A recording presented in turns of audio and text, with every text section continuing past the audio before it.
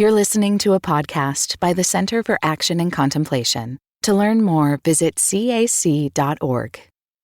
On August 12th, 2017, I was standing on a corner in a quiet neighborhood in front of a Methodist church. A white van pulled up, and a man about my age in a Vietnam-era Army fatigue jacket stepped out of the front passenger door. The side door slid open, and 9 young white men in khaki pants and sports shirts flowed out. They lined up behind the older fellow, unfurled flags, and began to march in 2 lines as the van pulled away. Less than 10 seconds later, another van pulled up, and the same thing happened. More young men following one older man, more flags, more marching. That van pulled away, and within seconds, another came, and another, and another. The flags were Confederate flags, Don't Tread on Me flags, flags of various right-wing militia groups, and yes, there were Nazi flags too. I never thought in my life that I would see Nazi flags flying on American soil. I was standing in Charlottesville, Virginia that day, part of a multi-faith clergy witness on the day of the Unite the Right rally that left a young woman, Heather Heyer, dead, the victim of killing by car. I was just up the street when the murder happened. I remember the sound of my black leather shoes slapping on the sidewalk as I and other clergy ran into the chaos of the crowd, helping the injured even before the first responders arrived. In the days before and after that event, I was given access to the secret communications of the event organizers. I read posts where they celebrated the murder of this young woman and where they celebrated our president for calling them good people. I'll never forget those days because they taught me on a visceral level something I cannot unsee. We may live lives in the same country or the same city or even under the same roof, but we live in different realities, different universes. I saw those young men as deluded white supremacists, blinded by their ideology, radicalized by radio talk shows, Fox News, and white nationalist internet sites. They saw me as a deluded and naive preacher who was standing in their way to achieve national greatness through racial dominance. The same things may be going on all around us, but we don't see the same things. So we don't tell the same stories. So we cast ourselves as characters in vastly different plots. Since then, as I've been watching what is unfolding in our world, I can't stop thinking, how can we learn to see what's really there, to see what our neighbor sees, but that we've always missed, to help others see what we see, to open our eyes together and see what we've never seen or even been able to see. If you've ever read the Gospels, you'll remember that Jesus has a lot to say about seeing. You have eyes, he said, but you do not see. How can we learn to see?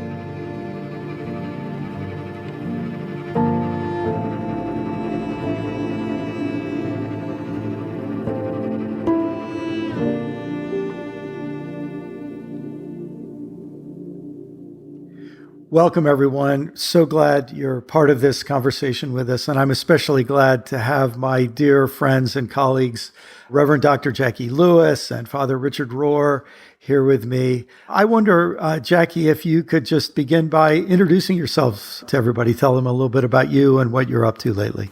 Thank you, Brian. It's so good to be with you. And Richard, it's so good to be with you, too. I missed you. It's good to see you. Everyone, I'm a Protestant clergy. Presbyterian. I serve as the senior minister at Middle Collegiate Church in Manhattan. We are the oldest corporation in America and the oldest continuous Protestant church in America. We date back to 1628. So we've got lots of history, we've got lots of good things, and we've got a little bias working for us too. I'm a PhD in psychology and religion and found myself in graduate school in search of theories that made sense for what I was experiencing. So I really gravitated toward a narrative way of thinking about becoming a person, Brian, and the stories that shape us, the stories that resonate with us, the stories that make us who we are. That's what I'm excited about today, is sharing in this conversation with you and Father Richard as we think about bias and stories. Beautiful. Thanks. And Richard, so good to see you. I miss being in person with you. Catch us up. Just how are you holding up in these crazy times? Yeah, I was thinking it's almost exactly 6 months that most of us began to hole up, however we did. I'm here in my little hermitage, which should have prepared me for quarantine, a religious name for it, but I'm doing okay. I started creating yesterday a litany of death, not in a morbid way, but just in a realistic way. So I know I'm feeling an awful lot that I don't know how to process. But apart from that, I'm doing okay. That's good. Yeah, I don't know how people get through this, though, without faith. Yes. Amen. Yeah. I don't. Yeah. That's right. Turbulent times, so many different kinds of pandemics sweeping through our nation and world at the same time. Yes. I, Richard, want to start by thanking you for something. I'm not even sure that you'll remember this, because during the years that, both of us were on the road traveling, we bumped into each other a number of times, and I would always try to steal a dinner or a meal with you somehow. And I think we were in San Diego, but I might be wrong. And we were, as I recall, sitting in a little Mexican restaurant. And you said something to me. You probably had no idea how significant it was to me. But I asked you a question like I just did, how are you doing? And you were writing a book. And you said something to me like this: I'm realizing that it's not enough to just teach people better ideas or thoughts. Instead, we need to teach them a new way of seeing and thinking, because in their current way of seeing and thinking, they aren't even capable of understanding the new ideas and thoughts they really need. It was something to that effect that you said to me, and it disrupted me because it helped me at that point name what I was really frustrated with, that it didn't matter how well I tried to say and teach certain things, people just didn't get it. Yeah. And I wonder, do you remember how it was that you came to that insight? As you know, being Catholic, I was educated by the Franciscans in scholastic philosophy and theology, which to most people appears so rational and rarefied and distant. And it is in many ways. But this was almost a premonition of what became postmodernism. There was a Latin phrase, I'm going to impress you with my Latin by saying it, that we had to memorize. And the professor would just put out his hand, and the whole class, we'd repeat it. I'm going to say it: quid recipitur ad modum recipientis. And this was a foretaste of postmodernism that the scholastics relied upon, people like Thomas Aquinas and Duns Scotus. And they said, what it means, whatever is received according to the manner of the receiver. Whatever is received. This is 13th century. That's amazing. It really is. Whatever is received according to the manner of the receiver. It was early psychology before we thought we had psychology. And then, of course, there's such similar lines in Jesus, the 4 kinds of soil and so forth. Be careful how you see. Yeah. Yes, because soil receives, doesn't it? It receives the seed. Yeah. And so this issue of receptivity, how we see. Jacqui, I'm sure you encountered this in a lot of different ways between your theological training and your psychological training. What does that Latin phrase do for you, Jacqui? Oh my gosh. It's just like, would that we had heard that sooner and memorized it. Yeah, I think we are all wired by what we've experienced to be in search of a story with an ending. Jim Loder used to say that when I was in seminary, that we're all in search of a face that will never leave us, but also of a story that feels like it has a completion. And the stories that we gravitate to are the ones that make sense to us, stories that fit, stories that feel like they have continuity, connection to the past, where we've been. In other words, like Howard Gardner would say, leaders tell compelling stories that change the stories in the minds of followers. Those stories that we will follow, Brian and Father Richard, are the ones that feel true, feel like they have continuity to our past, and that resonate with the trajectory of our lives. So we're looking for the story that doesn't necessarily change our minds. We're actually looking for the story that confirms what's in our minds. Yes, yes. Does that make sense? Yeah. It really does. In fact, that we're going to circle right back to that in just a couple of minutes, Jacqui. It strikes me, though, my theological training as a conservative evangelical, everything for me was oriented around finding the theological system. Systematic theology was the ultimate. We didn't even know we were getting systematic theology. We were told it was the Christian worldview. And I remember, Jacqui, when I had this moment of almost, just a revelatory insight where I realized every one of those doctrines that we plugged into our outline or our system, there was a story behind it, and there was a group of people who articulated it, and they did it in a certain context. So this awareness of, Richard, can I get you to say the Latin phrase one more time? And just Okay. Quid, whatever, recipitur ad modum recipientis, is received according to the manner of the receiver. Mm-hmm. So this sense that we receive according to who we are, and we fit everything we have into certain stories that we're working with, those two insights are so powerful. And if I could go back to the 23-year-old me who was just beginning to preach, I don't know if I could have accepted it, but maybe if I could have quoted Latin and somebody as scholastic, it would have given me more respect to give it a chance. But I'll just tell you both, this all really started coming together for me in the winter of 2016. And I remember I was watching one of the Republican conventions, and all of, there was, I can't remember, 13, 16 candidates or something. And one by one, I watched Donald Trump vanquish them. And then one by one, I watched them submit to him. And I remember saying to my wife, I think this guy's going to win because I think he has some hidden key into some glitch into the programming of the human brain. That's how I said it. Wow.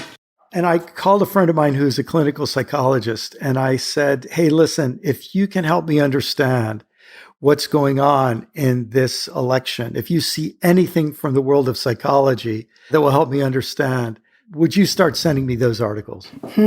And so he started sending me all these articles. And I came across just this simple idea of bias. And let me offer a definition of bias. Bias is a prejudice or pre-critical inclination in favor of or against something. It's a pattern, a prejudice or pre-critical inclination. Before we even think about it, we bring it to bear. And we could say it's a pattern of distortion in our ability to see what's there. So it has to do with seeing, it has to do with thinking, it has to do with, Richard, that Latin phrase, receiving, the manner of the receiver, that we aren't objective when we come to anything, but that we have a whole set of inclinations or prejudices. And now, in a sense, that's really obvious. But then what happened is my friends started sending me these articles.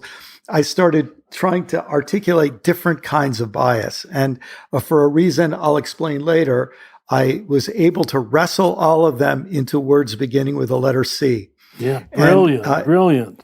Go ahead. It's the old preacher like a part good of me. preacher, that's right. Exactly. And what I'd like to do, I'm just going to very briefly read through the whole list. And, Good.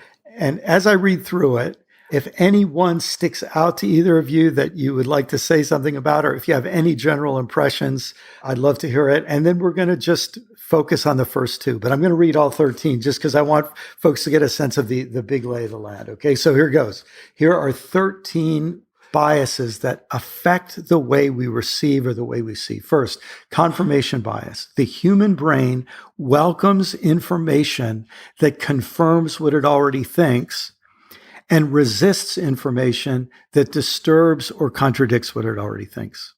That's first one. Second one, complexity bias. The human brain prefers a simple lie to a complex truth. Third, community bias. The human brain finds it very hard for you to see something your group doesn't want you to see. In other words, we put tribe over truth. This is also known as social confirmation bias. Fourth, complementarity bias. If people are nice to you, you'll be open to what they see and have to say. If they aren't nice to you, you won't. We mirror back the attitude we receive from other people, and that makes us open or closed to what they have to say, whether it's true or not. Fifth, contact bias. If you lack contact with someone, you won't see what they see. Sixth, conservative liberal bias. Our brains like to see as our party sees, and we flock with those who see as we do. A lot more we could say about this, and we'll come back to it in a couple of episodes. Seventh, consciousness bias. Our brains see from a location, a person's level of consciousness, or we could say their cognitive maturity, makes seeing some things possible and seeing other things impossible. Eighth, competency bias. This is really an interesting one. Our brains prefer to think of ourselves as above average. As a result, we are incompetent at knowing how incompetent or competent we really are. That's lovely. Ninth is confidence bias. Our brains prefer a confident lie to a hesitant truth. We mistake confidence for competence, and we are all vulnerable to the lies of confident people. 10th is conspiracy bias.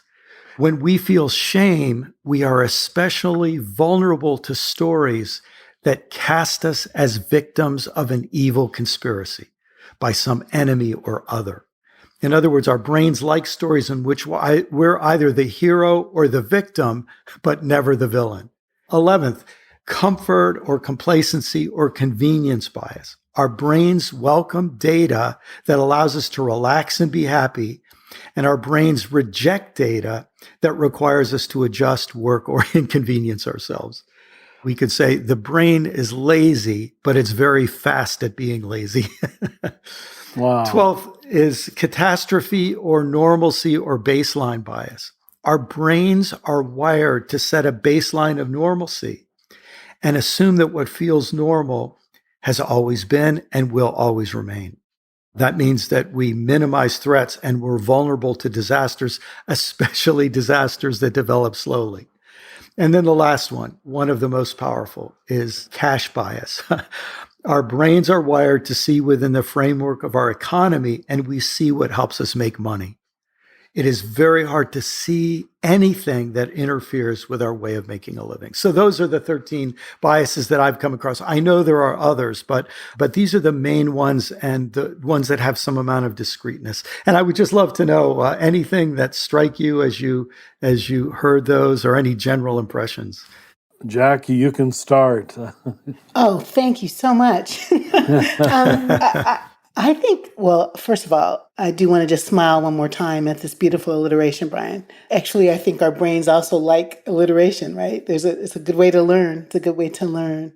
I think I'm struck by this consciousness bias, this idea of cognitive maturity, Brian. I think we don't want to know about ourselves that sometimes we're still living from our 13-year-old self or our 20-year-old self, right? Like we don't let our real self grow up. And, forgive me, but I was on the phone with my therapist earlier today. So, she's fresh in my brain. And she's one of these people that talks about a kind of inner family system.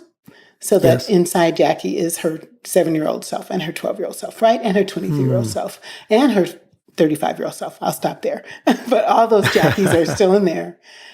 And when I'm afraid, my younger Jacqui, my less mature Jacqui, is the one that responds to what's happening in the world, right? When I'm anxious, when I'm nervous, when I'm angry. So I think that just is fascinating to think about how we work around that, how we grow ourselves up as part of our way to be unbiased human beings. It strikes me how worthwhile it is to have a therapist that just reminds you that that's a thing that happens Right? to us, isn't it? Yeah. Oh, my goodness. Richard, any general thoughts or impressions? Oh my, so many. I selfishly wish I'd known this 30 years ago when I was on the road. In so many ways, it lays the groundwork for why I think we need the contemplative mind. Because I don't know any other way to get out of all those biases, because almost every one of them I see in myself, at least at different periods of my life. And I think there's a lot of people out there who are good-willed enough, who are honest enough, that if they were just presented with what you just presented us with, would have the freedom to investigate, how can I let go of that? Or how can I move beyond that? So I find this very helpful, Brian. Thank you. Thank you. Well, Richard, this to me is one of the realities of the contemplative mind and the contemplative practice that is so attractive. Something I hear you say a lot is, you are not your thoughts. You are not your reactions. Yes.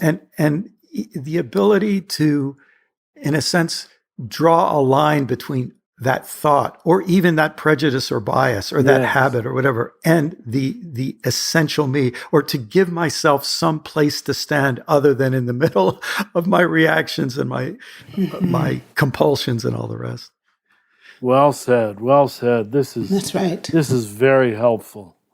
Well, we're going to come back again and again to the power of contemplative practice in helping us face these, but our main remaining task in this first episode is to think about the first two on the list and to go a bit more deeply in them. So I'll just read them again and say a few things about them. And then I'm going to be interested in stories you can tell, observations you have where you see these happening in our world today. The first is confirmation bias. The human brain welcomes information that confirms what it already thinks and resists information that disturbs or contradicts what it already thinks. I realize now that a lot of my theological training was trying to give me a coherent confirmation bias so that I would know what to reject. And there are strengths to that. Some things ought to be rejected. But what is unfortunate, I think, is when we develop such a watertight confirmation bias system that nothing can get through, and that we just have this automatic reaction. And even before, I think confirmation bias works so fast that before we even realize that we reject something, we've already rejected it. It's just automatic, and it's closely related to complexity bias because there's something in our brains that prefers a simple lie to a complex truth. And that actually is why I worked so hard to get these 13 biases all under one letter. because if I could trick my brain into thinking it's not that complicated, it's just one simple idea, that we have difficulty seeing what we can't see, that maybe that would help my brain get comfortable with accepting some of these ideas. But there they are, the first two. And I think in some ways they're the foundational for all the others. We see them overlapping with all the others. Confirmation bias, complexity bias, they have a lot to do with politics. They have a lot to do with religion. They have a lot to do with traumatic experiences. Let's just jump in. My, does that say it? I'm thinking of, again, everyone looks at it through their own lens. Here's my younger person lens, too. Before that pivotal event that we call Vatican II, the only time we bothered with Protestants was to show immediately how they were wrong on this or that, how they abandoned Holy Mother Church. And it was just settled. We didn't have to engage with a single Protestant. It was a very enclosed world of confirmation bias.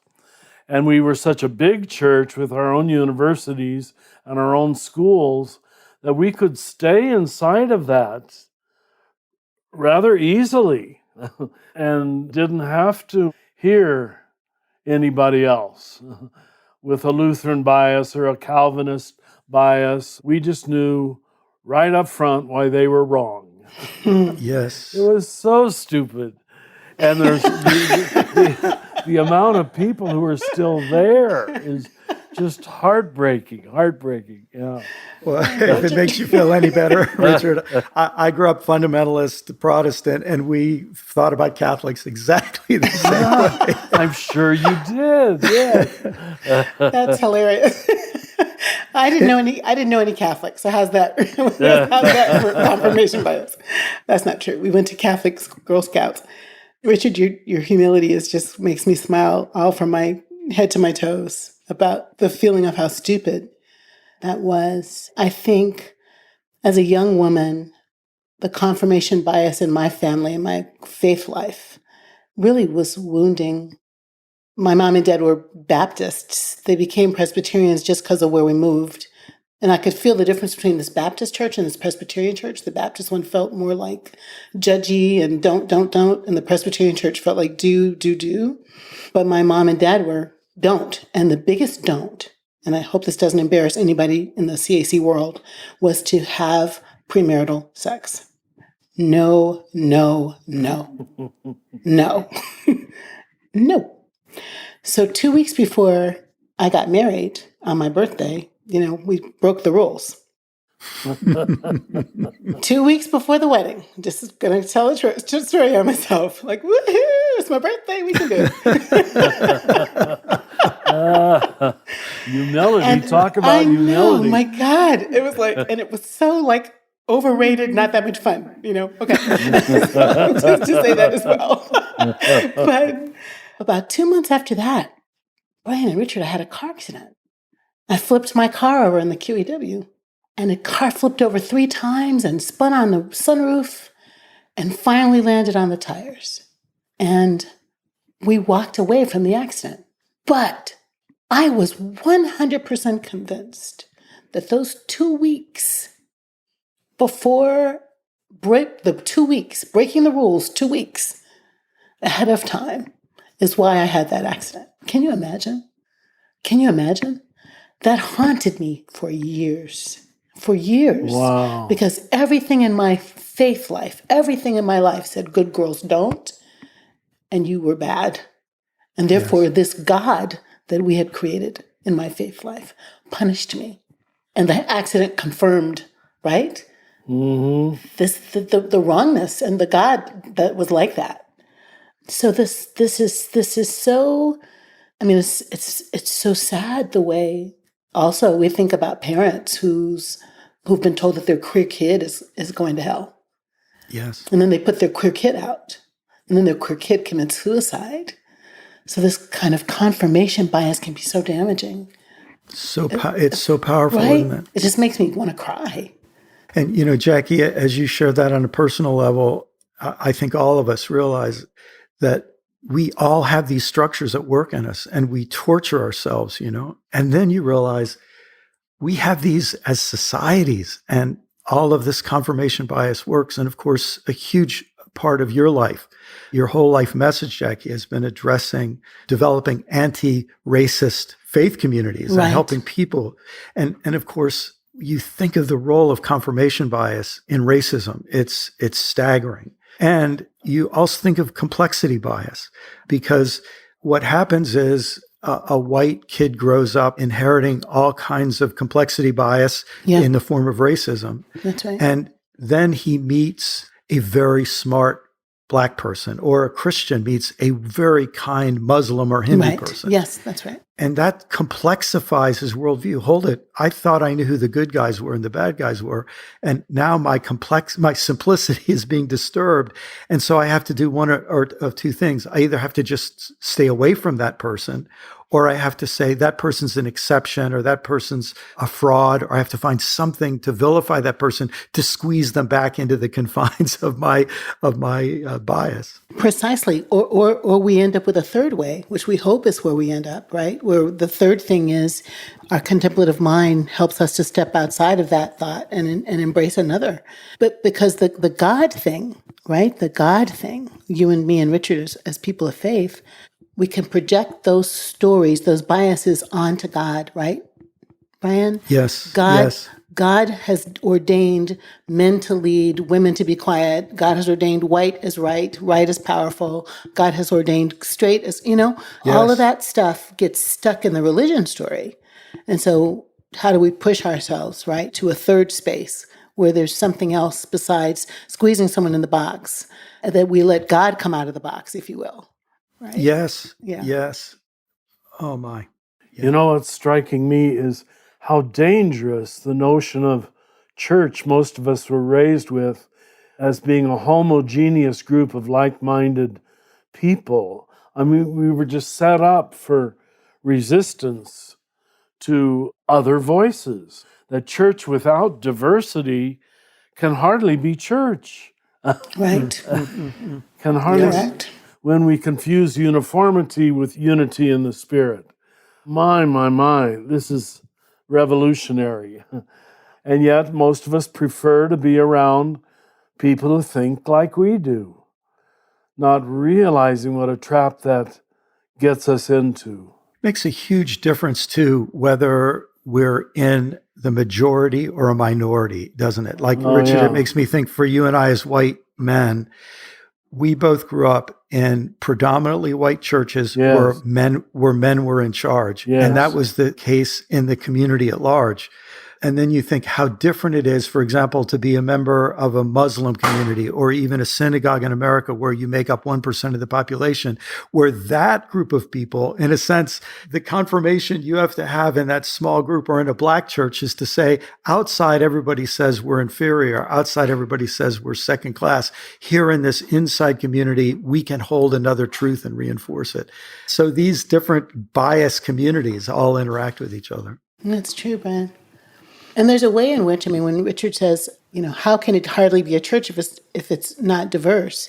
What's really true is the diversity of human community is what helps us to break out of these biases, right? Yep. When I'm not the exception anymore, and when you bump into more people like me, when I bump into more people like you, I'm stretched, I'm elastic, my consciousness is expanded. My little Jacqui gets to grow into bigger thoughts. And I think it's true that people of color, people on the margins, the religious minorities, the gift we bring to human community is we complexify the simple lie. The simple lie is not truth. And as soon as I'm thinking about this family who put their kid out, who killed himself. They were never going to get him back. But they started mentoring other college-age kids in Seattle. And they would say, what if my little boy had grown up to be like Bob? Or, so their whole story has changed. And same thing around race. The simple lie, the whites are created in some way better than everybody else, is totally disrupted with the complexity of diverse community. One of the gifts that African Americans, queer people, Muslims, Jews, people on the margins, one of the gifts that they give human community is that they complexify the truth. So that the lie can't stand that white people are somehow created better, inherently better. And the more we bump into the folks who are so-called other, the more we're stretched and more we're pulled out of that bias and have new truths because we have tangible evidence of the beautiful, powerful creativity that was our God that made all of this diversity for us to enjoy. As I'm just thinking with the two of you, it makes me realize first how dangerous it is to be alive. Wow. how easily we can slip into these little eddies of where our confirmation bias is protected and reinforced, and where our complexity bias is protected and reinforced. And it makes me realize how much I need places where I am allowed to think freely. And of course, in the contemplative life, I think in the best case, we, in a sense, let things settle and acknowledge I'm deceived in many ways. I'm blind in many ways. I don't see in many ways. Richard, I love how you say it sometimes that contemplation is receiving as much reality as we can bear, to open ourselves and render ourselves vulnerable to seeing more. Well, in our next episode, we're going to take the next step and look at two more biases that we've already really touched on. We're going to look at community bias and complementarity bias. In a way, we take what goes on in our own brain, and now we link our brain with other brains in our community, and we see how bias works there. Thank you so much to both of you for this rich discussion today. Thank you, Brian. Wow, I feel like I'm receiving. I'm not giving anything. This is wonderful. Thank you. Thank you, Richard. Learning How to See was adapted from Brian's ebook, Why Don't They Get It? Available at brianmclaren.net. Brian McLaren, Jacqui Lewis, and Richard Rohr have been your hosts for this conversation. Other members of the team that helped make this possible were Corey Big, Paul Swanson, Izzy Spitz, Sarah Palmer, Jenna Kuiper, Nicholas Kramer, Lisa Powell, and I'm Yvette Trujillo. This podcast was produced by the Center for Action and Contemplation, which is located in the heart of New Mexico, thanks to the generosity of our supporters. We also have other podcasts you might like. You can find those wherever you like to listen by searching for Center for Action and Contemplation, or visit us at cac.org to find out more. From the high desert of New Mexico, we wish you peace and every good.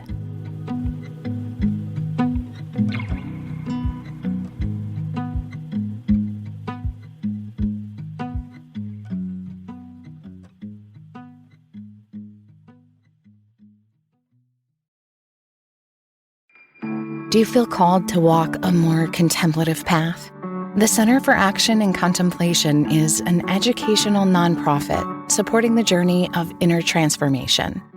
Our programs and resources will help grow your consciousness, deepen your prayer practice, and strengthen your compassionate engagement with the world.